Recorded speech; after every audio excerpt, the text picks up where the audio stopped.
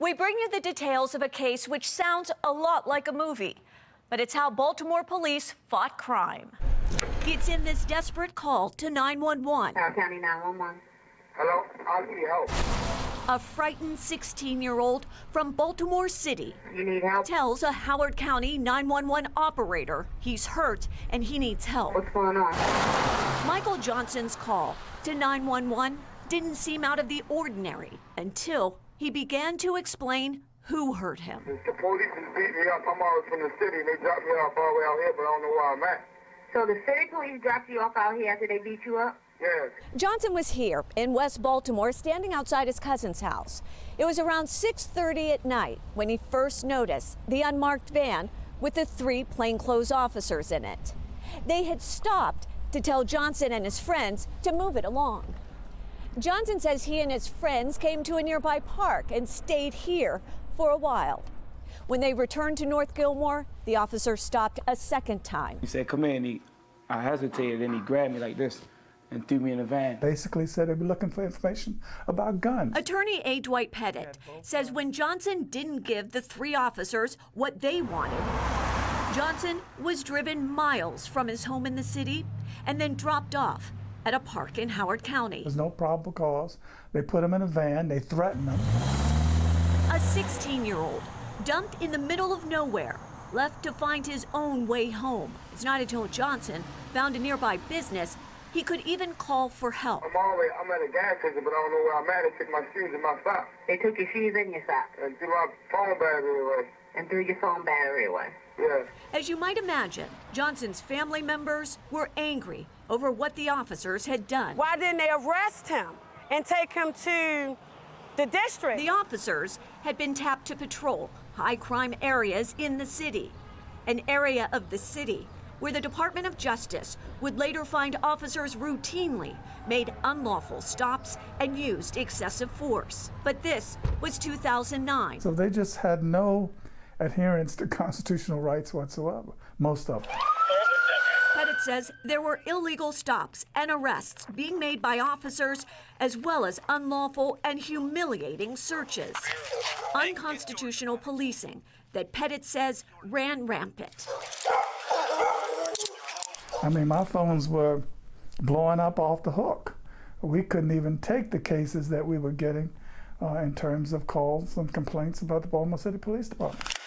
Despite the civil lawsuits and often costly settlements, officers continued to police city streets in a manner they had grown accustomed to under zero tolerance. Their approach didn't become a public concern until the death of Freddie Gray and the findings from a Department of Justice investigation. There is reasonable cause to believe that BPD engages in a pattern or practice of conduct that violates the Constitution and federal anti-discrimination law. 7 years later. What they discovered was literally mind-blowing. The hundreds of thousands of arrests that had been made where there was literally no probable cause for the arrest. Here's what the Justice Department wrote about the culture of policing. After engaging in a thorough investigation initiated at the request of the City of Baltimore and BPD, the Department of Justice concludes that there is reasonable cause to believe that BPD engages in a pattern or practice of conduct that violates the Constitution or federal law. BPD engages in a pattern or practice of making unconstitutional stops, searches, and arrests. That was in 2016. It's now 2020, and crime is soaring. Policing has remained in a state of limbo as officers have waited for new policies to be reviewed and rewritten under federal oversight. Finally, this week, officers started to be retrained on those new policies. One law enforcement expert considers the training the department's most significant yet under the consent decree. I consider this kind of like the cornerstone to the changes that need to be made in Baltimore City. Several years ago, Neil Franklin oversaw the Baltimore Police Department's Education and Training Division. The training that they receive in the academy, it has been very top shelf. It has been very much appropriate. It has been quite thorough when it comes to constitutional policing. The problem is stepping from the police academy into the streets, into your districts. Trainees are even told by seasoned officers in the street, forget all that stuff you learned in the academy. We're going to show you how to do it out here in the streets in real life. It's that sort of mindset new policies aim to change. We're going to do stop and frisk. We're going to do them in a constitutional manner. Dr. Tyrone Powers. The consent decree doesn't stop good policing. It just says do it constitutionally. But some officers question whether the training will be that simple. Before the department retrained all of its officers, they wanted to make sure the lesson plan was sound, so they asked a group of officers to go through it.